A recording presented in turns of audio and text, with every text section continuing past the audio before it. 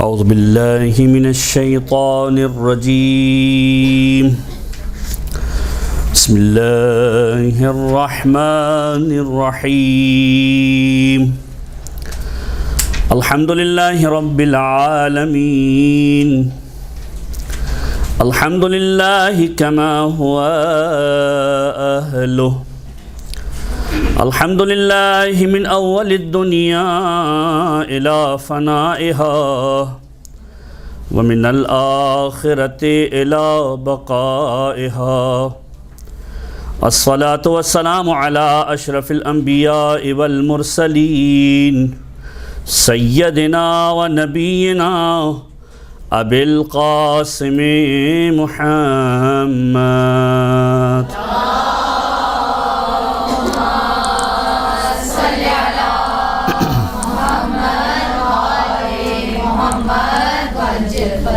وعلى أهل بيته الطيبين الطاهرين المعصومين المظلومين دعاء سلامتی امام زمانہ بسم اللہ الرحمن الرحیم اللہم کن لولیک الحجة ابن الحسن صلواتک علیہ وعلى آبائه في هذه الساعة وفي كل ساعة وليا وحافظا وقائدا وناصرا ودليلا وعينا حتى تسكنه أرضك توعا وتمتعه فيها طويلا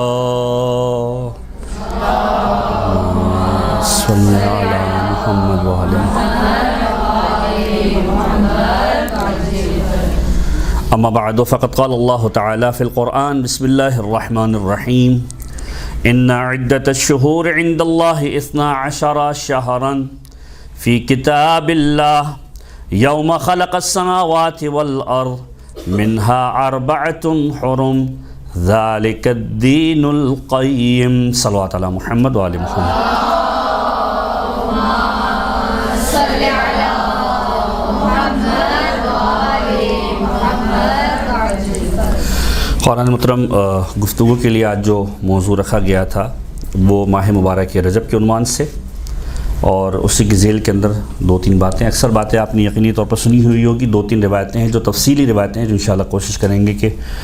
آپ تک پہنچائی جائیں تاکہ ماہ مبارک رجب کے اعمال کے اعتبار سے اور ماہ مبارک رجب کی خصوصیات کے اعتبار سے ہماری معرفت کے اندر کچھ اضافہ ہو سکے۔ قرآن کریم کی جس آیت کو سرنامہ کلام کے طور پر پیش کیا گیا سورہ مبارکہ توبہ قرآن مجید کا 9واں سورہ ہے اور اس کی آیت نمبر 36۔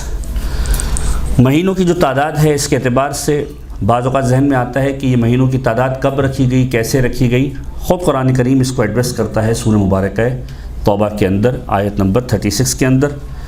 ان عدت الشہور عند اللہ 12 شہرا کہ مہینوں کی تعداد ان عدت الشہور تعداد مہینوں کی عند اللہ خدا کی بارگاہ میں مہینوں کی تعداد کتنی ہے 12 شہرا 12 ہے اور یہ کب سے ہے فی کتاب اللہ خدا کی کتاب میں اس کو لکھا گیا ہے یوم خلق السماوات والارض کہ جب سے پروردگار عالم نے زمین اور آسمان کو خلق کیا ہے مہینوں کی تعداد 12 ہی ہے منہا 4 حرم اور اس میں 4 مہینے محترم ہیں احترام والے ہیں ذالک الدین القیم اور یہی مستحکم دین ہے۔ قرآن کریم کی ایک ظاہری تفسیر ہے اور ایک باطنی تفسیر ہے۔ یقینی طور پر ظاہر کے اعتبار سے انسان بے شمار مطالب لے سکتا ہے لیکن باطن کے اعتبار سے جو حقیقی بات ہے وہ ائمہ طاہرین کے در سے ملے گی کسی اور مقام سے نہیں ملے گی۔ تو جو ظاہری تفسیر ہے وہ ہماری جس کو کہتے ہیں تشنگی کو دور کرنے کے لیے کافی ہے کہ مہینوں کی تعداد 12 ہے اس میں 4 مہینے محترم ہیں جو ظاہری تفسیر ہے اور اس اعتبار سے بھی منطبق ہو جاتی ہے کہ آپ نے یقینی طور پر سنا ہوگا کہ زمانے جاہلیت کے اندر کچھ مہینے ایسے ہوا کرتے تھے کہ جن کو احترام کی نگاہ سے دیکھا جاتا تھا، جس کے اندر جنگ و جدال نہیں ہوتا تھا، جس کے اندر فساد نہیں ہوتا تھا، جس کے اندر جنگیں نہیں کی جاتی تھی۔ اگر فرض کیجئے کوئی جنگ ہو رہی ہوتی تھی اور یہ مہینہ داخل ہو جاتا تھا تو ان کو روک کر جنگوں کو روک دیا جاتا تھا کہ اب اس کے ختم ہونے کے بعد جو اس کو دوبارہ کنٹینیو کیا جائے گا یا اس وقت کم سے کم ان تمام چیزوں کو پوسٹ پون کر دیا جائے گا۔ وہ 4 مہینے کون سے ہیں؟ اگر اس آیت کی ظاہری تطبیق کے اعتبار سے دیکھا جائے کہ مہینوں کی تعداد 12 ہے، 12 میں سے 4 محترم ہے، وَمِنْهَا أَرْبَعَةٌ حُرُمٌ، 4 ان میں سے ایسے ہیں کہ جن کی حرمت ہے۔ اب وہ 4 کون سے ہیں؟ ان 4 مہینوں کے اندر جو سب سے پہلا مہینہ ہے وہ ہے ماہ مبارک رجب، دوسرا مہینہ ہے ماہ مبارک ذی قعدہ، تیسرا مہینہ ہے ماہ مبارک ذی الحجہ، اور چوتھا مہینہ ہے ماہ مبارک محرم۔ اور اسی چیز کو دلیل بنایا تھا ہمارے 8ویں امام امام علی بن موسیٰ رضا علیہ السلام نے،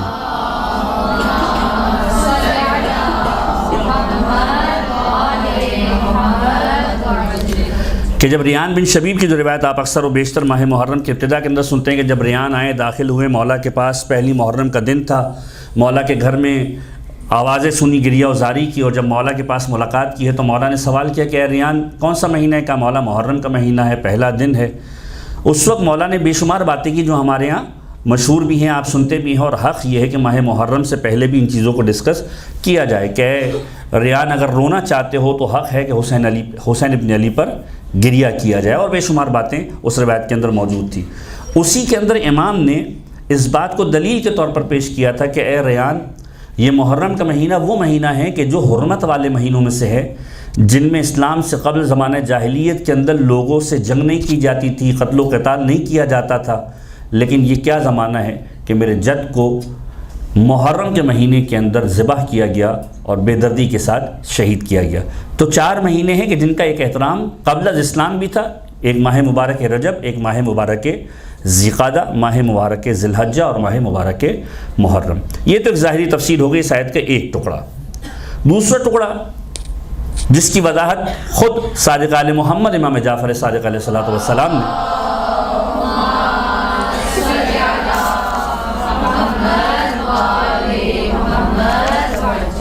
فرمائی کہ جب امام کی خدمت میں کوئی شخص آیا اور ایک مرتبہ آ کر سوال کیا کہ مولا اس آیت سے مراد کیا ہے، اس آیت کا مطلب کیا ہے؟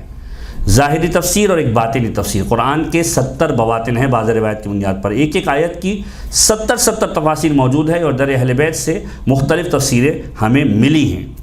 تو امام نے فرمایا کہ یہ جو مطلب ہے اس کا کہ ان عدۃ الشہور عند اللہ 12 شہرن، کہ پروردگار عالم کی بارگاہ میں مہینوں کی تعداد 12 ہے۔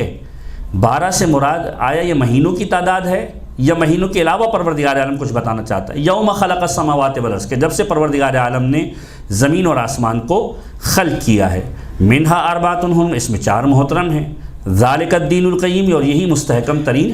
دین ہے۔ یعنی اگر ایک لمحے کے لیے سوچا جائے اس عنوان سے کہ یہ 12 مہینے مستحکم ترین دین ہے، اس کو کس طریقے سے ہم سمجھنے کی کوشش کریں گے؟ بعض اوقات انسان پریشان ہوتا ہے۔ ایک تعویل یہ کی جا سکتی ہے کہ ان 12 مہینوں کے اندر تمام ائمہ تحریر کی مخصوصیاں ہیں، ولادت ہے، شہادت ہے، اس کے ذریعے سے دین ملتا ہے، ٹھیک ہے، ایک تعبیر یہ کی جا سکتی ہے، لیکن دل و دماغ کو تسلی نہیں ہوتی کہ آیا یہ مراد ہے یا کچھ اور مراد ہے۔ تو امام کے پاس آ کر سوال کیا، امام نے فرمایا کہ اب جو مطالب علماء نے لکھے ہیں ان کا صرف خلاصہ آپ کی سماعتوں کی نظر کروں تاکہ اس امام کے مطلب کو ہم سمجھنے کی کوشش کر سکیں، کہ جب زمین و آسمان کو پیدا کیا ابھی دن رات کا تصور موجود نہیں تھا۔ مہینے کا تصور کب متحقق ہوتا ہے؟ کہ جب دن اور رات مل کر ایک دن پورا وجود میں آئے، 24 گھنٹے وجود کے اندر آئیں، اور اس طرح کے 30 دن گزر جائیں تو پھر مہینے کا وجود تصور کے اندر آتا ہے۔ جب زمین و آسمان کو پیدا کیا اس وقت دن اور رات کا تصور اس عنوان سے موجود نہیں تھا۔ اس کا مطلب یہ ہے کہ اگر مہینے کی بات کی جا رہی ہے تو ابھی دن رات کا تصور ہی موجود نہیں، تو پھر مہینے کی بات کس عنوان سے ہے؟ اب سمجھانے کی کوشش کی علماء نے کہ اس کا مطلب یہ ہے کہ امام کچھ اور بتلانا چاہ رہے ہیں کہ مہینے اور دن اس کی تعبیر کچھ اور ہے، یہ 12 کچھ اور ہیں۔ اب یہاں پر علماء نے تعبیر کی کہ شہر کا ایک معنی عربی لغت کے اعتبار سے یہ بھی کیا جاتا ہے کہ عالم۔ تو اگر اب اس اعتبار سے تطبیق کیا جائے تو اس عنوان سے سمجھنے کی کوشش کریں کہ مولا گویا بتلانا چاہتے ہیں کہ ان عدت الشہور، یعنی عالموں کی تعداد پروردگار عالم کی بارگاہ میں جب سے زمین و آسمان خلق کیا 12 ہی عالم تھے جو اس وقت سے تھے کہ جب پروردگار عالم نے خلقت آسمان و زمین کو رکھا تھا۔ وَمِنْهَا أَرْبَعَةٌ حُرُمٌ، اور ان میں 4 محترم تھے، یعنی 12 ایسے عالم۔ کون؟ جب امام سے پوچھا کہ مولا یہ 12 کون تھے؟ فرمایا کہ ہم ائمہ طاہرین کی ذوات اقدس وہ ہے کہ جن کو پروردگار عالم نے سب سے پہلے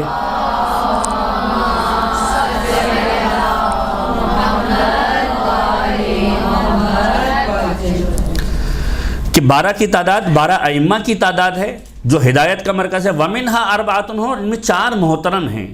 اب یہ بھی ایک سوال ہے کہ 12 میں سے 12 اماموں میں سے 4 کس کو محترم قرار دیا گیا؟ اب یہاں پر بات یہ نہیں ہے کہ فلاں محترم نہیں ہے فلاں محترم ہیں. یہاں پر ایک خاص تعبیر استعمال کی گئی کہ ان 12 میں سے بھی 4 محترم ہیں. جب امام سے پوچھا گیا مولا وہ 4 کون ہے؟ کہ وہ 4 وہ ہیں کہ جن کے نام علی کے نام سے شروع ہوتے ہیں، کیونکہ خود خدا کا نام علی ہے. لہٰذا 4 ائمہ کہ جن کے نام علی سے شروع ہوتے ہیں. وَمِنْهَا أَرْبَعَةٌ حُرُمٌ، یہ 4 محترم ہیں ان 12 میں، ان کا خاص ایک احترام ہے. یعنی علی ابن ابی طالب، علی ابن الحسین، علی ابن موسیٰ الرضا، علی ابن محمد الحادی، جن کی آج ولادت کا دن بھی ہے. ایک مرتبہ درود پڑھی محمد والے محمد پر.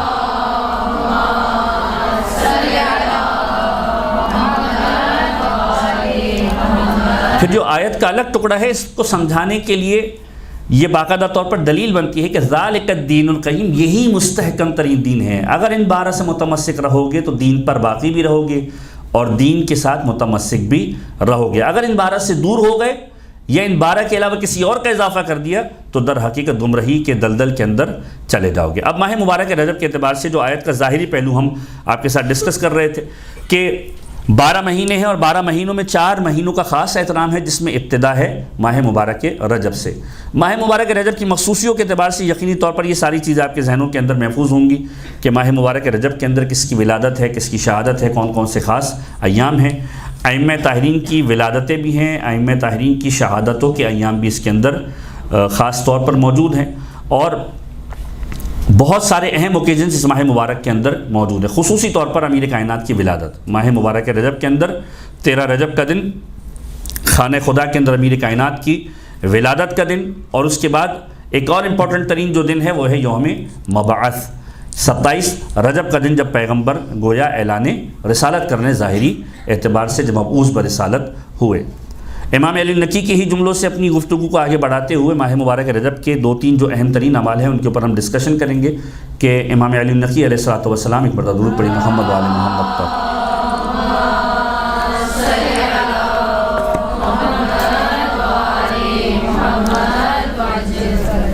اس مہینے کا ایک اہم ترین عمل ہے ماہ مبارک رجب کے اندر روزہ رکھنا،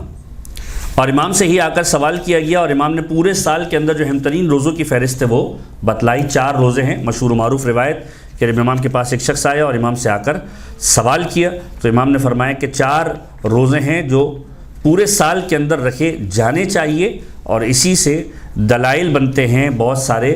مستحب روزوں کے اعتبار سے. امام نے فرمایا کہ پہلا روزہ جو رکھنا چاہیے جس کی خاص ایک تاکید ہے وہ ہے 17 ربیع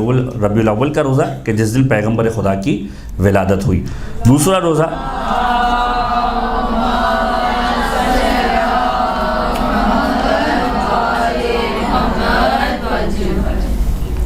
پہلا روزہ 17 ربیع الاول کا روزہ. دوسرا روزہ فرمایا 27 رجب کا روزہ یوم مبعث کا روزہ. تیسرا روزہ 25ویں ذی قعدہ یعنی یوم دہو الارض اس کا روزہ. اور پھر فرمایا چوتھا روزہ جو ہے وہ ہے یوم غدیر کا روزہ کہ جب پروردگار عالم نے نعمتوں کو تمام کیا اور خدا اس دین سے راضی ہوا. تو روزے کے اعتبار سے ایک روایت جو امام معصوم نے ہم تک پہنچائی. اب اس ماہ مبارک کی اگر ہم اعمال کے اعتبار سے ایک فہرست کو بنانا چاہیں تو خاص طور پر جو 3 واضح ترین چیزیں نظر آتی ہیں، اور یہ سب چیزیں آپ کے علم کے اندر ہیں، صرف ایک تکرار ہے، ایک گویا ریپیٹیشن ہے، ایک ریمائنڈر ہے کہ ہم متوجہ رہیں مسلسل ان چیزوں کی جانب کہ 3 چیزیں ہیں جو اس ماہ مبارک کے اندر خاص طور پر فوکس کی گئی کہ انسان متوجہ رہے اس کی جانب. پہلی چیز ماہ مبارک کا روزہ جس کو ہم آخر میں ڈسکس کریں گے. دوسری چیز اس ماہ مبارک کے اندر پروردگار عالم کی بارگاہ میں بار بار استغفار اور توبہ کرنا، خداوند متعال سے طلب مغفرت کرنا، پروردگار عالم سے آتش جہنم سے آزادی کو طلب کرنا، پروردگار عالم کی بارگاہ میں بار بار اس انداز سے جانا کہ پروردگار اس مہینے کے اندر جو ہے وہ ہمیں معاف کر دے. لہٰذا جو دعائیں ملتی ہیں وہ آپ پڑھتے بھی ہیں اللہم بارک لنا فی رجب و شعبان کہ پروردگار اس ماہ مبارک رجب اور شعبان کو ہمارے لیے بابرکت قرار دے اور ہمیں رمضان تک پہنچا دے. در حقیقت ایک تیاری ہے جو پروردگار عالم ماہ مبارک رمضان کے لیے سٹارٹ کرا رہا ہے کہ ماہ مبارک رجب کو گزارو، ماہ مبارک رجب سے ماہ مبارک شعبان کی طرف جاؤ، ماہ مبارک شعبان سے ماہ مبارک رمضان کی طرف جاؤ. اب یہاں پر جو سیکوینس بھی نظر آتا ہے اگر آپ روایتوں کے جملے اٹھا کر دیکھیں تو اس مہینے کو خدا کا مہینہ بھی قرار دیا گیا، اور بعض علماء اس انداز سے تعبیر کرتے ہیں کہ یہ مہینہ امیر کائنات کا مہینہ ہے، چونکہ اس مہینے کے اندر امیر کائنات کی ولادت ہے۔ دونوں ترتیبیں روایتوں کے اعتبار سے نظر آتی ہیں کہ معصوم کا جملہ ہے کہ یہ مہینہ پروردگار عالم کا مہینہ ہے۔ شعبان کے اعتبار سے خاص طور پر روایت کے جملے ہیں کہ پیغمبر فرماتے ہیں یہ میرا مہینہ ہے، اور ماہ مبارک رمضان کے اعتبار سے جملہ ملتا ہے کہ یہ میری امت کا مہینہ ہے، یہ خود پروردگار عالم کا مہینہ ہے۔ تو تین ترتیبیں اس عنوان سے ملتی ہیں۔ ایک ترتیب یہ ہے کہ رجب خدا کا مہینہ، شعبان پیغمبر خدا کا مہینہ، اور رمضان امت کا مہینہ۔ ایک ترتیب اس عنوان سے ملتی ہے کہ رجب امیر کائنات کا مہینہ، شعبان پیغمبر خدا کا مہینہ، اور رمضان پروردگار کا مہینہ۔ تو تینوں ترتیبوں کو اگر آپ الٹ پلٹ کر بھی اس انداز سے سمجھنے کی کوشش کریں تو ایک خوبصورت تعبیر بنتی ہے جو خطبہ کے لیے بھی استعمال کی جاتی ہے، اور اکثر اس سے استفادہ کرتے ہیں کہ در حقیقت دونوں طرف سے پروردگار عالم نے پیغام دیا کہ اگر پروردگار تک پہنچنا ہے تو بیچ میں اگر کوئی واسطہ ہوگا تو محمد مصطفیٰ صلی اللہ علیہ وآلہ وسلم کا واسطہ ہے۔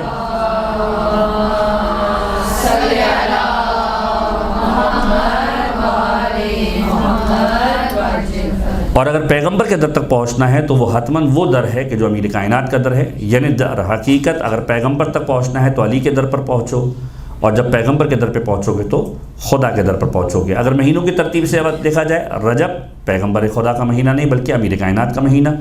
شعبان پیغمبر خدا کا مہینہ، رمضان خدا کا مہینہ، یعنی ترتیب یہ بنے گی کہ پہلے در علی ابن ابی طالب پر آئے، پھر در علی ابن ابی طالب کے در سے پیغمبر خدا کے در پر جائے، اور پیغمبر خدا کے در سے پروردگار عالم کی بارگاہ میں جائے۔ تو ایک سیکوینس اس عنوان سے روایتوں کے اندر نظر آتا ہے۔ تو پہلی چیز جو اس مہینے کے اندر ہے وہ ماہ مبارک کا روزہ، دوسری چیز استغفار۔ اب استغفار کے اعتبار سے خاص طور پر باقاعدہ طور پر روایتوں کے خاص ٹکڑے موجود ہیں کہ جس کے اندر یہ جملے ملتے ہیں کہ انسان متوجہ رہے اس مہینے کے اندر اور خداوند متعال کی بارگاہ میں بار بار استغفار کرتا رہے، اور اس حوالے سے روایتیں باقاعدہ طور پر موجود ہیں کہ معصومین کے جملوں کے اندر ملتے ہیں کہ اگر کوئی شخص پروردگار عالم کی بارگاہ کے اندر، اب یہ روایت معصوم سے وارد ہوئی ہے کہ ماہ مبارک کے رجب کے مہینے میں صبح و شام 70 مرتبہ، یعنی صبح بھی اور شام کو بھی۔ اب اس وہی بات ہے کہ انسان کوشش کرے جب اس سے موقع ملے، پروردگار عالم نے ہر طرح کی اپرچونٹیز اس کے لیے رکھی ہوئی اس ماہ مبارک کے اندر، کوئی اتنا مشکل کام نہیں ہے، چلتے پھرتے اٹھتے بیٹھتے انسان ان چیزوں کو اپنی عادت کے اندر اس ماہ مبارک کے اندر لا سکتا ہے، اور اس کو پرولونگ کر کے پورے سال تک اپنی ایک عادت بنا سکتا ہے۔ کہ روایت کے جملے کے جو شخص ماہ مبارک رجب کے مہینے میں صبح و شام 70 مرتبہ استغفر اللہ و اتوب الیہ پڑھے اور پروردگار عالم سے مغفرت طلب کرے، اور اگر اس مہینے کے اندر اس سے قضا آ جائے، خداوند متعال کی بارگاہ میں چلا جائے، تو پروردگار اس مہینے کی برکت کی وجہ سے نہ فقط اس سے راضی ہوگا بلکہ آتش جہنم بھی اسے نہ چھوئے گی، پروردگار آتش جہنم کو اس پر حرام قرار دے دے گا۔ اسی طریقے سے رجب کے پورے مہینے کے اندر ایک خاص تسبیح وارد ہوئی ہے جو مفاتیح الجنان کے اندر بھی تحریر ہے کہ استغفر اللہ ذی الجلال والاکرام من جمیع الذنوب والآثام۔ پورے مہینے کے اندر اگر 1000 مرتبہ پڑھ لے، یعنی اگر 30 دن ہیں تو 30 دن کے اعتبار سے اگر روزانہ کی بنیاد پر بھی وہ ترتیب بنا لے 30 مرتبہ ہی پڑھنے کی، تو کم سے کم 900 مرتبہ تو اسی انداز سے ہو جاتا ہے۔ ایک تسبیح بھی اگر پڑھ لے 1000 مرتبہ اگر پورے مہینے کے اندر ایک مرتبہ پڑھ لے تو پروردگار عالم اسے بخشش عطا کرے گا۔ اس طرح کی روایتوں کے جملے موجود ہیں۔ پھر اسی عنوان سے ایک اور جملہ جو روایتوں کے اندر ملتا ہے کہ جو شخص ماہ مبارک کے رجب کے اندر استغفار پڑھتا رہتا ہے، پروردگار عالم اس کی گناہوں کی مغفرت کر دیا کرتا ہے، اور یہ مہینہ ہی مغفرت کا مہینہ ہے۔ اور اس مغفرت کو ایک تعبیر جو پیغمبر نے ایک واقعے کے اندر استعمال کی ہے، کتب تواریخ کے اندر ایک جو ہے وہ واقعہ ملتا ہے، بہار الانوار کے اندر یہ واقعہ موجود ہے کہ ختمی مرتبہ احمد مصطفیٰ محمد مصطفیٰ صلی اللہ علیہ وآلہ وسلم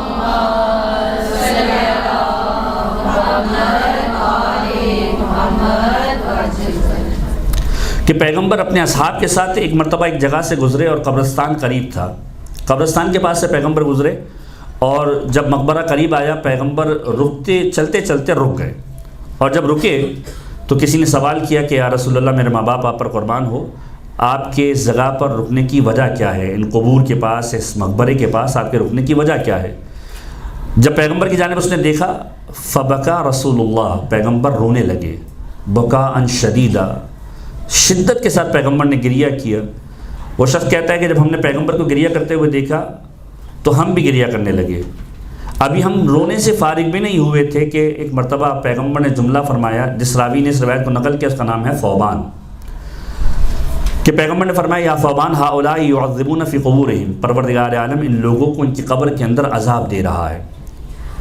اور میں ان کے گریہ و زاری کو سن رہا ہوں، لہذا مجھے بھی گریہ ہو رہا ہے۔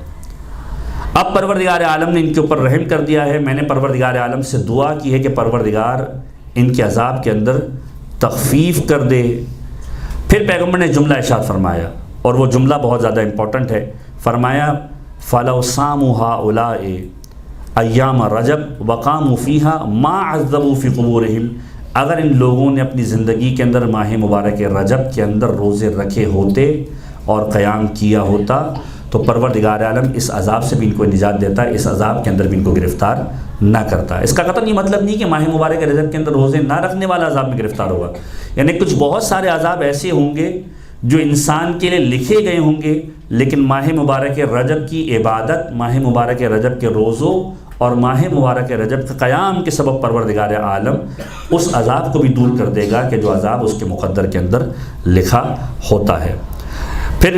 معصوم نے 2-3 اور جملے فرمائے کہ اگر کوئی شخص ماہ مبارک رجب کے اندر روزہ رکھتا ہے، رات بھر عبادت کرتا ہے اور اس کا مقصد پروردگار عالم کی ذات کی خوشنودی ہوتا ہے تو پروردگار عالم 1000 سال کی عبادت اس کے نامہ اعمال کے اندر لکھتا ہے۔ دن کو روزے رکھنے والا قرار دیتا ہے، رات کو عبادت کرنے والا قرار دیتا ہے، اور اگر کوئی شخص دن میں روزے رکھے رات میں قیام کریں تو پروردگار عالم اسے ویسا اجر دے گا جیسے اس نے 1000 حج اور 1000 عمرہ کو انجام دیا۔ تو یہ وہ روایت ہے جو خاص طور پر اس عنوان سے ملتی ہے کہ اس ماہ مبارک کے اندر انسان کوشش کرے خود پروردگار عالم کی بارگاہ میں توبہ کرنے کی۔ دوسری چیز ہم نے بتایا آپ کے سامنے استغفار۔ تیسری چیز اس ماہ مبارک کے اندر صدقہ دینا، خاص طور پر تاکید ہے کہ اس ماہ مبارک کے اندر انسان کوشش کرے اور اپنے مال میں سے خداوند متعال کی بارگاہ کے اندر خرچ کرے اور پروردگار عالم کی بارگاہ میں خوشنودی کے لیے پروردگار کی اس عمل کو انجام دے کہ صدقے کو اپنی زندگی کا حصہ بنائے۔ عمومی طور پر ماہ مبارک رجب کے علاوہ بھی اس کی خاص تاکید موجود ہے۔ اب ہم آئیں اس موضوع کی طرف کہ ماہ مبارک رجب کے اندر روزہ رکھنے کی جو باتیں کی گئی ہیں اس کے حوالے سے روایتوں کے اندر کیا چیزیں ملتی ہیں۔ ایک مرتبہ درود پڑھیے محمد و آل محمد پر۔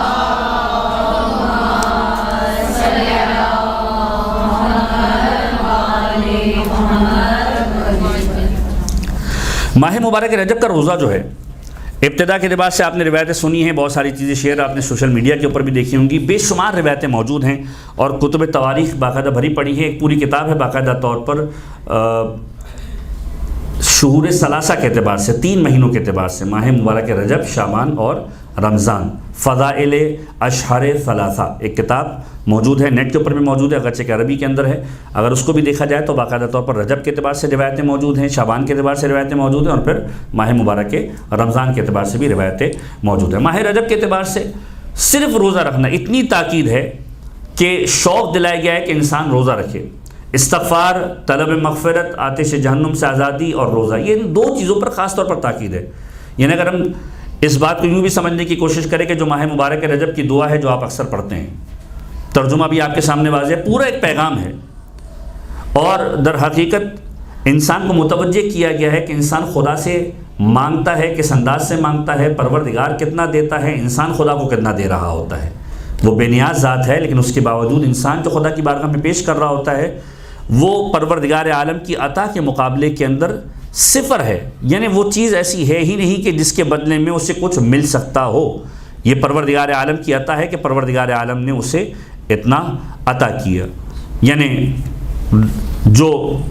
دعاؤں کے جملے ہیں، یا من ارجوہ لکل خیر وآمن سخطہ عند کل شر، مشہور دعا ہے، آپ لوگ پڑھتے ہیں کہ اے وہ پروردگار کہ جو ہماری امید ہے ہر بھلائی کے اندر، وآمن سخطہ عند کل شر، ہر پریشانی کے اندر اگر ہم امان چاہتے ہیں تو کس کے پاس جاتے ہیں؟ خدا کے پاس جاتے ہیں۔ اب یہاں پر جو جملہ ہے وہ بہت امپورٹنٹ ترین جملہ ہے کہ یا من یعطی الکثیر بالقلیل، اے پروردگار جو کثیر عطا کرتا ہے قلیل کے بدلے میں، یعنی ہم جو دے رہے ہیں اس کی کوئی حیثیت ہے ہی نہیں، اس کی کوئی اوقات ہے ہی نہیں، نہ وہ عمل کے اعتبار سے مکمل ہے، محکم ہے، نہ وہ خلوص کے اعتبار سے محکم ہے، مکمل ہے، نہ وہ کرائٹیریا کے اعتبار سے جو خدا چاہتا ہے اس کے اعتبار سے مکمل ہے۔ یا من یعطی الکثیر بالقلیل، ہم تو پروردگار کی حمد و ثنا کر رہے ہیں، پروردگار تو وہ ہے جو کثیر عطا کرتا ہے، کس کے بدلے میں؟ قلیل کے بدلے میں۔ یعنی انسان اس بات کو سوچے کہ اگر خداوند متعال نے یہ پیمانہ رکھا ہوتا ہے کہ جتنا دو گے اس کے اعتبار سے ہی ملے گا، تو انسان کہاں پر جا کر اسٹینڈ کر رہا ہوتا، نہ یہ نعمتیں ہوتی،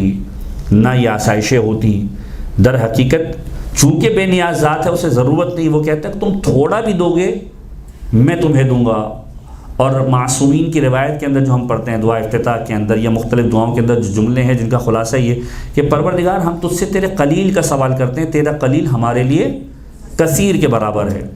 تو اے میرے پروردگار تو وہ ہے جو ہمیں کثیر عطا کرتا ہے قلیل کے بدلے میں، ہمارا عمل اس قابل نہیں ہے۔ چوتھے امام کی دعا ہے اللہم انی اسألک ما لا استحقہ، اے میرے پروردگار میں تجھ سے وہ سوال کرتا ہوں جس کا میں استحقاق نہیں رکھتا، میں قابل ہی نہیں کہ مجھے یہ چیز عطا کیا جائے، اس کے باوجود میں تجھ سے سوال کرتا ہوں۔ تو پروردگار وہ ہے جو قلیل کے بدلے میں کثیر دے رہا ہے۔ ایک بہت ہی خوبصورت واقعہ، پیغمبر خدا کی بارگاہ میں ایک شخص آیا اور ایک مرتبہ آ کر سوال کیا اس عنوان سے کہ بعض اوقات ہمارے یہاں ایک جو تصور موجود ہے، اور بہرحال چاہے وہ کوئی بھی کمیونٹی ہو، ایک تصور ہمارے یہاں شارٹ کٹ کا تصور ہر جگہ پر ہے۔ ہم چاہتے ہیں کہ چھوٹے سے چھوٹے وقت کے اندر زیادہ سے زیادہ فائدہ ہو جائے۔ جو عبادتوں کا ہمارا ایک محور ہے، عبادتوں کا ایک تصور جس کو امام معصوم نے بھی ایڈریس کیا ہے کہ بہت سارے لوگ ایسی عبادتیں کرتے ہیں جو تاجروں والی عبادت ہے، تو ہم میں سے اکثر ایسے ہیں جو تاجروں والی عبادت کرنے والے ہیں۔ یعنی جب تک پروردگار عالم کی بارگاہ سے ہمیں کنفرمیشن نہ ملے کہ کچھ ملنے والا ہے، اس وقت تک شاید ہم خدا کی بارگاہ میں جاتے بھی نہیں ہیں۔ اور بہت کم لوگ ایسے ہوتے ہیں جو کما حقہ خداوند متعال کی بارگاہ میں اس انداز سے جائے۔ یہ جو روش ہے یہ فقط اولیاء خدا یا ائمہ طاہرین کے اندر ہی نظر آتی ہے کہ مولا کائنات کہتے ہیں میں نے اس لیے عبادت کی کہ میں نے خدا کو لائق عبادت جانا، ورنہ اکثر ایسے ہیں جو جہنم کے خوف سے عبادت کرنے والے ہیں ہم جیسے، یا جنت کی لالچ کے اندر یا کسی ثواب کی خاطر جو ہے وہ عبادت کرنے والے ہیں، اور یہ بالکل عین فطرت ہے۔ اس لیے معصوم نے اس کو ایڈریس کیا۔ اگر واقعاً اتنا امپورٹنٹ ہوتا کہ انسان ان ساری چیزوں سے بالا تر ہو کر عبادت کرے تو امام کہتے کہ نہیں، وہ ساری کی ساری عبادتیں ضائع ہیں، نہ کرو، اسی طرح عبادت کرنی جیسے خدا کو لائق عبادت جان کر عبادت کرنی۔ امام نے کہا کہ 3 طرح کے طبقے ہیں، ہر ایک اپنی اپنی کیپیسٹی کے اندر عبادت کو انجام دیتا ہے۔ تو پیغمبر خدا کی بارگاہ میں ایک شخص آیا اور ایک مرتبہ پیغمبر خدا کے پاس آ کر سوال کرنے لگا کہ یا رسول اللہ مجھے کوئی ایسا وظیفہ بتائیے، گویا شارٹ کٹ۔ اچھا، شارٹ کٹ اس بات کو بھی ذہن میں رکھنا چاہیے کہ شارٹ کٹ جو ہے وہ واجبات کے اندر کہیں پر بھی آپ کو کوئی شارٹ کٹ نہیں ملے گا، مستحبات کے اندر بے شمار شارٹ کٹ جو ہے وہ آپ کو ملیں گے۔ در حقیقت ماہ مبارک رجب کی یہ جو عبادتیں ہیں یہ کسی شارٹ کٹ سے تو کم نہیں ہیں، یہ بونس سے تو کم نہیں ہے کہ انسان ایک چھوٹی سی عبادت کرے اور اس کے بدلے میں پروردگار عالم بے شمار اسے عطا کرے۔ تو پیغمبر کی بارگاہ میں آیا اور پیغمبر سے آ کر سوال کرتا ہے کہ یا رسول اللہ آپ مجھے کوئی ایسا وظیفہ بتائیے کہ میں جو ہے خدا کی بارگاہ کے اندر جو ہے وہ بہت کم بھیجوں اور خدا مجھے بے شمار عطا کرے۔ اب اگر واجبات کی بات ہوتی یا مستحبات کی بات ہوتی تو بہت ساری بات ہو سکتی تھی۔ اب یہ شخص آیا سیریس نوٹ کے اوپر پیغمبر سے سوال کر رہا ہے سیریسلی کہ یا رسول اللہ کوئی ایسا وظیفہ، یعنی کتنا آسان ہو جاتا ہے کہ چھوٹی سی چھوٹی بات کہہ دیتے ہیں پیغمبر اور رہتی قیامت تک کے معاملہ ختم ہو جاتا ہے کہ کچھ چھوٹا سا بھیج دو خدا کی بارگاہ میں اور پروردگار عالم تمہیں زیادہ دے دے گا۔ کہ یا رسول اللہ کوئی ایک ایسا عمل بتا دیجئے کہ میں خدا کی بارگاہ میں کم بھیجوں اور خدا مجھے زیادہ بھیجے۔ پیغمبر نے اس کے سامنے ایک دوسرا جملہ کہا اور واقعی خوبصورت جملہ کہا، فرمایا کہ اگر تم خدا کے دیے ہوئے قلیل رزق پر راضی ہو جاؤ گے خدا تمہارے قلیل عمل پر راضی ہو جائے گا۔ اگر تم خدا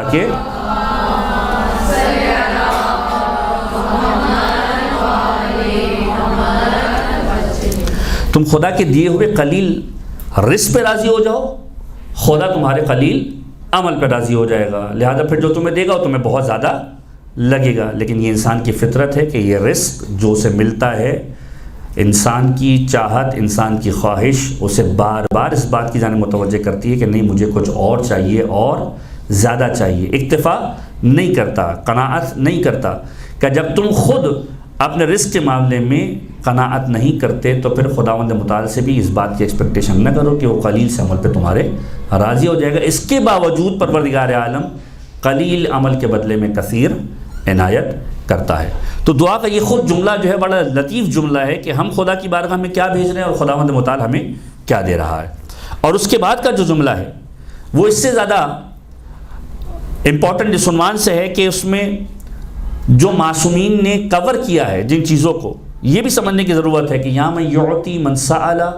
یا من یعطی من لم یسأل ہو ومن لم یعرف ہو. خدا کی خدائی کو بتایا ہے کہ پروردگار عالم ہے کیا.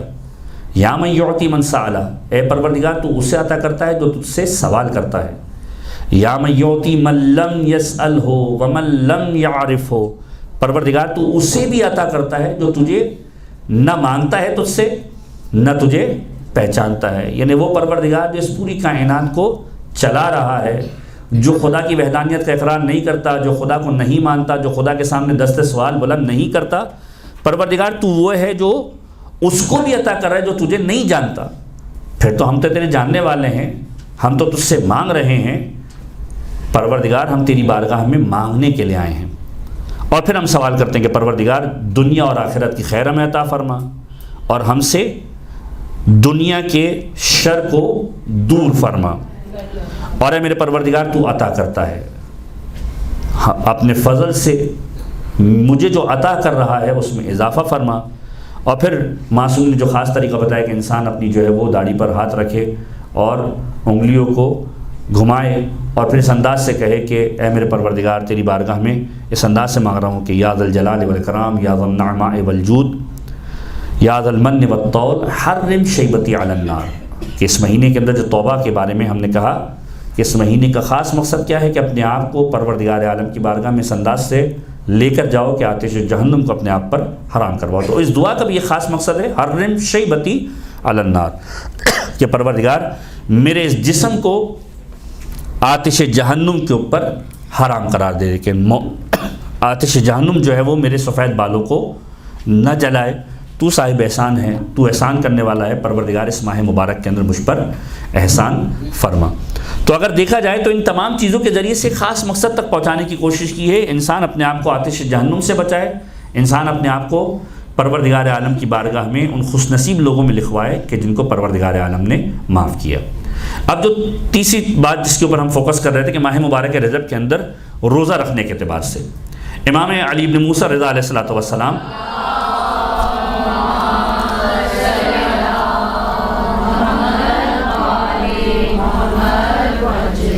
اصول کافی کی روایت ہے، امام فرماتے ہیں کہ جو شخص ماہ مبارک رجب کی ابتدا میں روزہ رکھے خدا سے رغبت کی خاطر کہ پروردگار عالم کی جانب اس کی توجہ ہو، تو پروردگار عالم جنت کے دروازے کھول دیا کرتا ہے ایسے شخص کے لیے کہ جو ماہ مبارک رجب کی ابتدا میں روزے رکھے. پھر فرمایا جو درمیان میں روزہ رکھے اور آخر رجب میں روزہ رکھے، پروردگار اسے جنت کے رکھوالوں میں شمار کرتا ہے، یعنی ان لوگوں میں شمار کرتا ہے کہ جن کو ایک خاص اسٹیٹس دیا گیا کہ جو جنت کے حاملین میں سے ہیں. اور پھر فرمایا اور ایسے شخص کو پروردگار عالم کیا رتبہ عطا کرے گا اس کے ذریعے، اس شخص کے ذریعے کہ جو ماہ مبارک رجب کی ابتدا میں روزہ رکھ رہا ہے، جو درمیان میں روزہ رکھ رہا ہے اور جو آخر رجب میں روزہ رکھ رہا ہے، پروردگار اس کے ذریعے اس کے ماں باپ کی، اس کے بچوں کی شفاعت کر دیا کرتا ہے.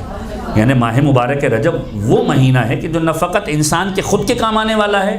بلکہ اس کے اہل و عیال کے بھی کام آنے والا ہے، والدین کے کام آنے والا ہے، اولاد کے کام آنے والا ہے.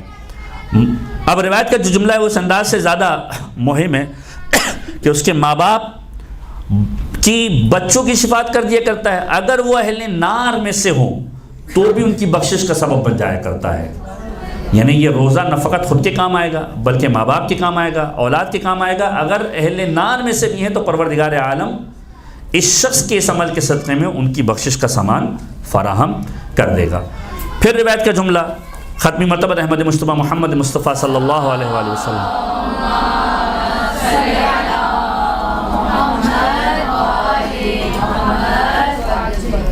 فرماتے جو شخص ماہ مبارک رجب میں روزہ رکھے، اب ابتدا کی بات نہیں ہے، انتہا کی بات نہیں ہے، درمیان کی بات نہیں ہے، ماہ مبارک رجب میں روزہ رکھے ایمان کے ساتھ، پروردگار عالم کے اوپر ایمان رکھتے ہوئے، اس یقین کامل کے ساتھ کہ پروردگار عالم کی خوشنودی کا یہ سبب ہے، اپنا احتساب کرتے ہوئے کہ میں پہلے کیا کر رہا تھا اب کیا کر رہا ہوں، محاسبہ کر اپنی ذات کا. تو پروردگار عالم قرار دیتا ہے اس کے اور جہنم کے درمیان ایک خندق کو قرار دیتا ہے، خندق بناتا ہے، اور ہر خندق زمین اور آسمان کے برابر ہوتی ہے۔ بعض روایتیں ہیں کہ اس میں پروردگار عالم 70 خندقوں کو بناتا ہے اور ہر خندق زمین اور آسمان کے برابر ہوتی ہے کہ یہ شخص جہنم کی جانب نہیں جانے والا۔ پروردگار عالم نے اس کی بچاؤ کا اہتمام فرمایا ہے۔ اب اس کے بعد ایک روایت کے جو خاص طور پر امام محمد باقر علیہ السلام سے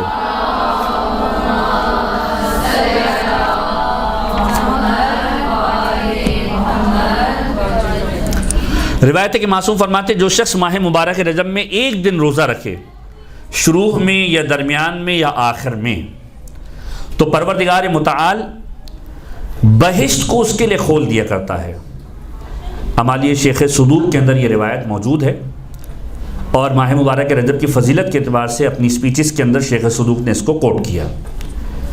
کہ امام باقر فرماتے ماہ رجب میں ایک دن روزہ رکھے، چاہے ابتدا کے اندر ہو، چاہے درمیان کے اندر ہو، چاہے آخر ماہ کے اندر ہو، خدا بہشت کے لیے اس کے دروازے کھول دیا کرتا ہے اس شخص کے لیے، اور روز قیامت وہ شخص ہمارے ساتھ ہوگا اور ہمارے درجے کے اندر ہوگا۔ یعنی ایک روزہ ماہ مبارک رجب کا اس قابل انسان کو بناتا ہے کہ وہ روز قیامت انشاءاللہ ائمہ طاہرین کے ساتھ ان کے درجے کے اندر محشور کیا جائے گا۔ پھر فرمائیں جو کوئی 2 دن ماہ مبارک رجب کے روزے رکھے گا، اس سے کہا جائے گا تیرا عمل پروردگار عالم کی دہلیز پر پہنچ گیا، خدا تمہارے گزشتہ تمام گناہوں کو معاف کر رہا ہے۔ یعنی 2 روزے اور پروردگار عالم کی طرف سے گناہوں کی بخشش کا گویا سرٹیفکیٹ۔ پھر فرماتے ہیں کہ جو کوئی ماہ مبارک رجب کے اندر 3 روزے رکھے گا، اس سے کہا جائے گا کہ تیرے گزشتہ اور آئندہ کے تمام گناہ معاف کر دیے گئے۔ گزشتہ کے گناہ معاف کر دیے گئے، آئندہ کے گناہ کا مطلب کیا ہے کہ لائسنس مل گیا، یہ پہلے بھی میں بیان کر چکا ہوں کہ لائسنس نہیں ملا، پروردگار عالم توفیق دے گا کہ گناہ نہیں کرے گا، پروردگار عالم توفیق عطا کرے گا، اسے گناہوں سے محفوظ رکھے گا، انٹل اور انلیس کہ وہ اپنے کردار کو اس انداز سے بنا لے کہ اتنا گناہوں کا عادی ہو جائے کہ پروردگار عالم سلب توفیق کر لے، اس کی توفیق سلب کر لی جائے۔ اور یہ ہم سب کی دعا ہونی چاہیے ماہ مبارک رجب کے علاوہ بھی، اور یہ بارہا آپ سنتے ہیں کہ اللہم ارزقنا توفیق الطاعہ و بعد المعصیہ، کہ پروردگار ہمیں اطاعت کی توفیق عطا فرما اور معصیت سے دوری عطا فرما۔ تو جو 3 روزے رکھے گا اس سے کہا جائے گا تیرے گزشتہ اور آئندہ کے گناہ معاف کر دے، لہذا اپنے گناہگار بھائیوں میں سے، اب یہ امپورٹنٹ ترین چیز ہے کہ 3 روزہ رکھنے کے بعد خداوند متعال اس شخص کو ایک اسٹیٹس دے رہا، لہذا اپنے گناہگار بھائیوں میں سے جس کی چاہو شفاعت کرو، اور اپنے دوستوں میں سے بھی جس کی چاہو شفاعت کرو۔ یہ پروردگار عالم 3 روزے کے سبب اس انسان کو اسٹیٹس دے گا جو ماہ مبارک رجب کے اندر روزے رکھ رہا ہوگا۔ اور پھر روایت کے جملے کہ اگر کوئی شخص 7 دن ماہ مبارک رجب کا روزہ رکھے گا، پروردگار عالم جہنم کے 7 دروازوں کو اس کے لیے بند کر دے گا، یعنی انسان کے لیے جہنم کے 7 دروازے بند کر دیے جائیں گے۔ اور پھر فرماتے ہیں کہ اگر کوئی شخص ماہ مبارک رجب کے اندر 8 روزے رکھے گا، 8 روزے، پروردگار عالم اس کے لیے جنت کے 8 دروازے کھول دے گا، اور منادی ندا دے گا کہ جنت میں جس دروازے سے چاہو داخل ہو جاؤ، پروردگار عالم نے ان دروازوں کو تمہارے لیے کھولا ہوا ہے۔ تو یہ ماہ مبارک رجب کے روزوں کے اعتبار سے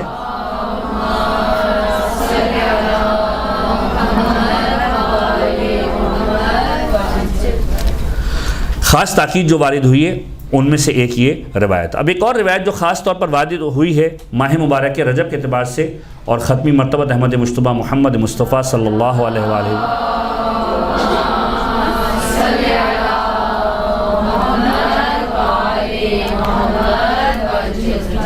ابو سعید خضری پیغمبر کے ایک صحابی ہیں، ان سے یہ روایت جو ہے وہ ملی ہے، اور اس میں پیغمبر نے باقاعدہ طور پر 30 دن کے جو روزے ہیں، یعنی 30 روزے اگر کوئی رکھتا ہے تو ان 30 روزوں کے پروردگار عالم کیا ثواب عطا فرمائے گا، ان 30 روزوں کے اعتبار سے پروردگار عالم کے ثوابات کا تذکرہ کیا ہے امام معصوم نے۔ مطلب درود پڑھیے محمد والے محمد پر۔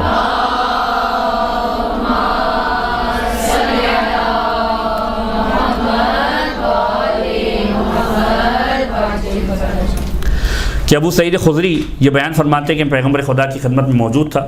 اور پیغمبر ماہ مبارک رجب کے اعتبار سے ارشاد فرما رہے تھے، اور پیغمبر نے اس انداز سے تذکرہ کیا اس ماہ مبارک کا کہ اس مہینے کی جانب متوجہ ہو، یہ اللہ تعالیٰ کی رحمت کا مہینہ ہے اور پروردگار عالم اس میں رحمتوں کی موسلا دھار بارش کرتا ہے، اور اسلام کی آمد کے بعد اس کی تعظیم میں مزید اضافہ ہوا ہے، جیسے کہ ہم نے عرض کیا جو پیغمبر کی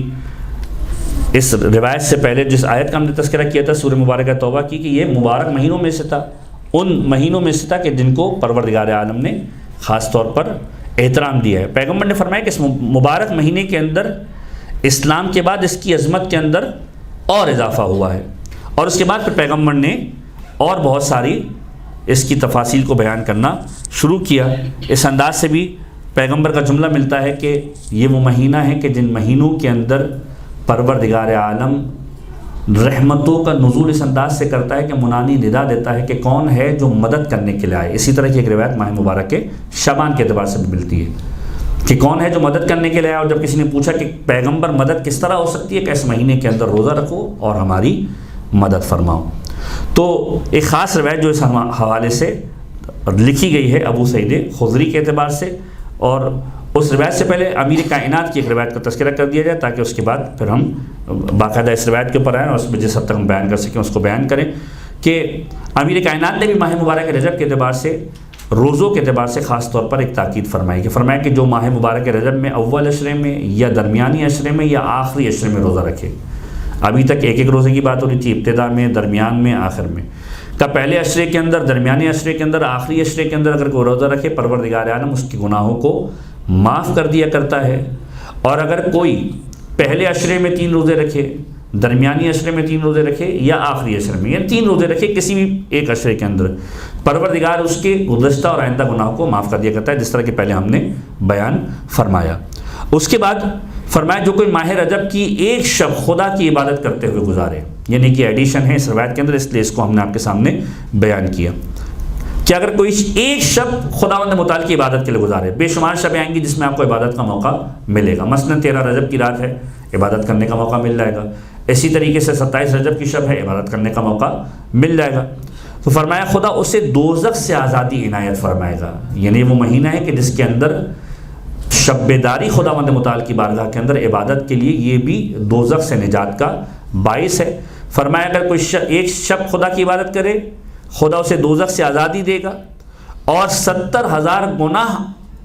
گاروں کے لیے اس کی شفاعت کو پروردگار عالم قبول کرے گا۔ یعنی ابھی تک 3 روزوں کے بعد خداوند متعال اسٹیٹس دے رہا تھا کہ اپنے اہل و عیال کو، اپنے بچوں کو آتش جہنم سے نجات دلاؤ، اپنے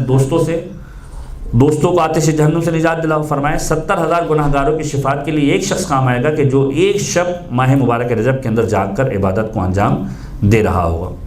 پھر فرمایا کہ جو اس راہ خدا میں اس مہینے کے اندر صدقہ دے گا، خدا روز قیامت اسے ایسے ثواب سے سرفراز فرمائے گا جو نہ کسی نے دیکھا ہوگا نہ کسی نے درک کیا ہوگا، یعنی ایسا ثواب کہ جس کو لوگ درک نہیں کر سکتے، پروردگار عالم ویسا ثواب اسے عطا کرنے والا ہے۔ تو یہ وہ روایت ہے کہ جس کو خاص طور پر تذکرہ کیا ہے اس عنوان سے کہ ماہ مبارک رجب کے اندر پروردگار عالم کی بارگاہ میں اگر انسان عبادت گزار بنے، روزہ رکھے، تو پروردگار عالم کے انداز سے اسے عطا فرماتا ہے۔ ایک مرتبہ درود پڑھ دیجیے محمد و آل محمد پر۔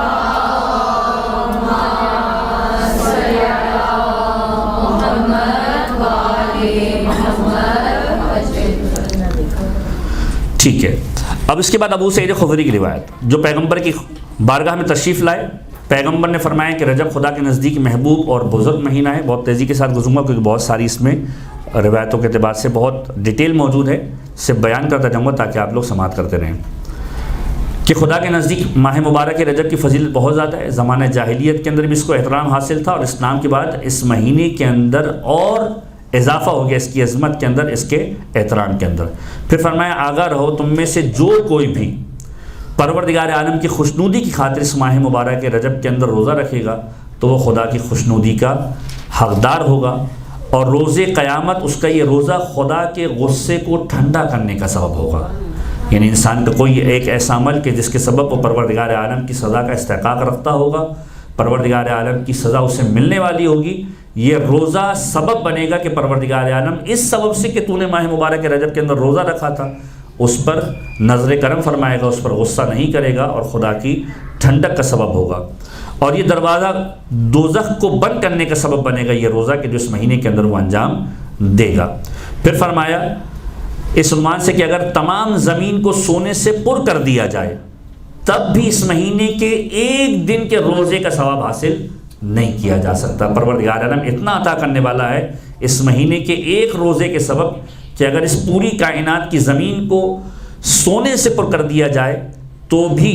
اس ایک دن کے روزے سے بہتر وہ نہیں ہے، اور اس کا اجر نیکی کے علاوہ کچھ نہیں ہے جو پروردگار عالم نے اس کے لیے لکھی ہے، اور یہ اس صورت میں ہے کہ اسے خالص خدا کی طرف رضا کے لیے رکھا جائے، خوشنودی خدا کی خاطر انجام دیا جائے کہ اے میرے پروردگار میں نے صرف اس لیے اس روزے کو انجام دیا ہے کہ تیری خوشنودی کا طلبگار ہوں۔ اور پھر فرمایا کہ ماہ رجب کے روزے کے افطار کے بعد اس شب میں خدا اس شخص کی 10 دعائیں مستجاب کرتا ہے، یعنی ابھی تک صرف روزے کی بات تھی، فرمایا روزہ رکھنے کے بعد جب افطار کر لو گے اس شب کے اندر جو دعا مانگو گے خدا 10 دعائیں تمہاری قبول فرمائے گا، اور اگر وہ بندہ دنیا کے نفس سے اس کا اجر چاہے گا تو خدا اسے عطا کرے گا۔ یعنی اگر کوئی شخص کہے کہ نہیں مجھے آخرت میں نہیں، پروردگار دنیا میں چاہیے، پروردگار اسے دنیا کے اندر جو ہے وہ عطا فرمائے گا، اس کی دعاؤں کو مستجاب فرمائے گا، اسے عطا کرے گا۔ اگر وہ دنیا کے اندر مطالبہ نہیں کرتا تو پروردگار عالم آخرت میں اس کے لیے اس کا بہترین ذخیرہ رکھے گا جو روز قیامت اس کے لیے آمادہ ہوگا۔ اور اس روزے کے بدلے میں خداوند متعال جو عطا دینے والا ہے کہ یہ کہ خدا ایسے بندے کو جو روزہ رکھ رہا ہے اس ماہ مبارک کے اندر، اولیاء خدا کے اندر، اصفیاء خدا کے اندر اپنے دوستوں کی مانند شمار کرتا ہے اور اس کی دعاؤں کو مستجاب فرماتا ہے۔ یہ وہ شخص کہ جو ماہ مبارک رجب کے اندر ایک روزہ رکھے۔ پھر فرمایا کہ اگر کوئی شخص ماہ مبارک رجب کے اندر 2 روزے رکھے اور 2 روزے رکھے تو پروردگار عالم اسے وہ اجر عطا کرے گا کہ زمین و آسمان کے برگزیدہ بندے، یعنی وہ افراد کے جو خداوند متعال کی بارگاہ میں ایک اسٹیٹس رکھتے ہیں، جن کو پروردگار عالم نے ایک محترم شخصیت قرار دیا ہے، اس کے احترام کا حساب لگانے سے قاصر رہیں گے۔ یعنی خداوند متعال اتنی عزت عطا کرے گا کہ زمین و آسمان کے برگزیدہ بندے بھی اس کے احترام کو گننے سے قاصر رہیں گے۔ خدا اس بندے کی عمر کو دراز کر دے گا، عمر بڑھانی ہے، صلہ رحم اپنی جگہ پر ایک اصول ہے، اور دوسری چیز ماہ مبارک رجب کے اندر 2 روزے کم سے کم رکھے۔ اور پھر فرمائیں کہ اسے صادقین کی عمر بھر کی نیکیوں کا ثواب عنایت کرے گا۔ جو خدا کی بارگاہ میں صادقین ہیں ان کی جو نیکیاں ہیں اس کے برابر پروردگار عالم نامہ اعمال میں ثواب لکھے گا، اور روز قیامت وہ صادقین کے ساتھ لوگوں کی شفاعت کرنے والوں میں شمار فرمائے گا۔ یہ صادقین کون سے لوگ ہیں؟ یہ پروردگار عالم کے وہ خاص بندے ہیں کہ جن کے بارے میں پروردگار عالم قرآن کریم میں ارشاد فرماتا ہے کونوا مع الصادقین، سچے لوگوں کے ساتھ ہو جاؤ، اہل بیت اطہار اور اہل بیت کے خانوادے کے وہ خاص افراد کے جن کو پروردگار عالم نے یہ اسٹیٹس عطا کیا ہے۔ روز قیامت ان کے ساتھ نہ فقط محشور کیا جائے گا بلکہ ان کے ساتھ لوگوں کی شفاعت کرنے کا حق بھی پروردگار عالم اسے عطا فرمائے گا۔ اس کے بعد فرمایا کہ جو شخص ماہ مبارک رجب کے اندر 3 روزے رکھے پروردگار عالم اسے کیا عطا فرمائے گا؟ فرمائے گا کہ پروردگار عالم جنت، خدا اس کے اور دوزخ کے درمیان ایک خندق کو کھود دے گا اور 70 سال کی مسافت کے برابر ایک پردے کو حائل کر دے گا کہ یہ شخص جہنم سے دور ہو جائے گا۔ اور پھر جب یہ روزہ مکمل ہوگا، تیسرا اس کا، پروردگار عالم تیسرے روزے کے مکمل ہونے پر ایک جملہ ایسے کہے گا جو روایتوں کے اندر اس انداز سے لکھا ہوا ہے کہ لقد وجب حقک علیہ، کہ بتحقیق تیرا حق مجھ پر واجب ہو گیا ہے۔ کون کہہ رہا ہے؟ خدا کہہ رہا ہے۔ کس کے لیے کہہ رہا ہے؟ جس نے 3 روزے رکھے، کہ تیرا حق مجھ پر واجب ہو گیا ہے۔ وَوَجَبْتُ لَكَ مُحَبَّتِي وَوِلَایَتِي، بس مجھ پر واجب ہو گئی کہ میں تجھ سے محبت کروں اور تیرے لیے اپنی ولایت رکھوں، تیری ولایت مجھ پر موجب، تیری محبت و ولایت مجھ پر واجب ہو گئی ہے۔ اشہدکم یا ملائکتی، اپنے ملائکہ کو مخاطب کرے گا اور کہے گا اے ملائکہ گواہ رہو۔ کیا گواہ رہو؟ انی قد غفرت، میں نے معاف کر دیا ہے اس کے پرانے گناہوں کو بھی، اور آئندہ کے لیے بھی اسے توفیق دی ہے کہ گناہوں سے محفوظ رہے گا۔ تو یہ 3 دن کا روزہ پروردگار عالم کی بارگاہ کے اندر ایک ایسی خندق کے کھودنے کا سبب بنے گا جو 70 سال کی مسافت دور کر دے گی اس کو جہنم سے، اور افطار کے وقت پروردگار عالم فرمائے گا کہ مجھ پر تیری ولایت کی محبت کا حق لازم ہے، اے میری فرشتوں گواہ رہو میں نے اس کے گزشتہ تمام گناہوں کو معاف کر دیا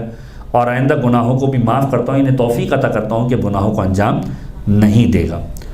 چوتھے روزے کا ثواب، یعنی 4 روزے اگر کوئی رکھتا ہے تو پروردگار عالم اسے کیا ثواب عطا فرمائے گا؟ فرمایا کہ اگر کوئی شخص 4 دن روزے میں گزارتا ہے تو پروردگار عالم تمام بلاؤں، بیماریوں، جزام و برس اور فتنہ دجال اور عذاب قبر سے محفوظ رکھے گا۔ آج کے دور کے اندر سب سے بڑا فتنہ کیا ہے؟ شیطان کا فتنہ ہے، یہ دجالی فتنہ ہے کہ جس کے اندر مصیبتیں آپ کے سامنے آ رہی ہیں، کسی بیماری کی صورت کے اندر، میڈیا کی صورت کے اندر، مختلف کیفیتوں کے اندر آپ کے سامنے ہیں۔ ہم میں سے ہر ایک محفوظ رہنا چاہتا ہے کہ آج کے دور کے اندر فتنے سے محفوظ رہے، عذاب قبر سے ہم سب محفوظ رہنا چاہتے ہیں۔ کہ جو شخص 4 روزہ رکھے گا پروردگار عالم اسے ان تمام بیماریوں اور بلاؤں سے بھی محفوظ رکھے گا اور فتنے سے بھی محفوظ رکھے گا، اور اس کے نامہ اعمال کے اندر توابین کا اجر پروردگار عالم تحریر فرمائے گا۔ جس طریقے سے روز قیامت عبادت گزاروں کو پروردگار عالم اجر عطا فرمانے والا ہے، اسی طریقے سے اسے بھی اجر عطا فرمائے گا۔ اور پھر 5ویں روزے کے اوپر معصوم کا جملہ یہ ہے، پیغمبر فرماتے ہیں کہ جو شخص ماہ مبارک رجب کے اندر 5 دن روزہ میں گزارے گا تو خدا پر لازم ہے کہ وہ اسے روز قیامت خوشنود کرے گا، اس کا چہرہ 14ویں کے چاند کی مانند جو ہے پروردگار عالم چمکتا ہوا رکھے گا، اور اس کے حساب کے اندر ایک بہت بڑے پہاڑ کے ذرات کے برابر ثواب کو لکھا جائے گا۔ کوہ عالش کا نام روایت کے اندر تحریر کیا ہے کہ کوہ عالش کے ذرات کے برابر پروردگار عالم ثواب لکھے گا،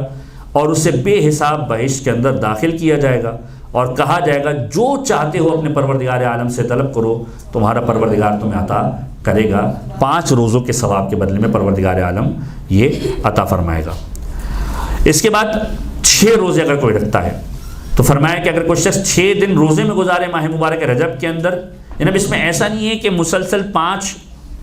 ہر دن روزہ رکھے، مطلب 6 روزے پورے مہینے کے اندر رکھے تو پروردگار عالم یہ ثواب دے رہا ہے۔ اس کی انتہا 30 تک لے گئے کہ اگر فرض کیجئے کوئی 30 روزے رکھتا ہے تو پروردگار عالم کے ثواب دے گا۔ طویل روایت ہے، مختصراً جتنا ہم اس کو کور کر سکتے ہیں، 1-2 منٹ جو ہمارے پاس باقی ہے اس کے اندر ہم مکمل کرنے کی کوشش کریں گے۔ 2-3 اور باتیں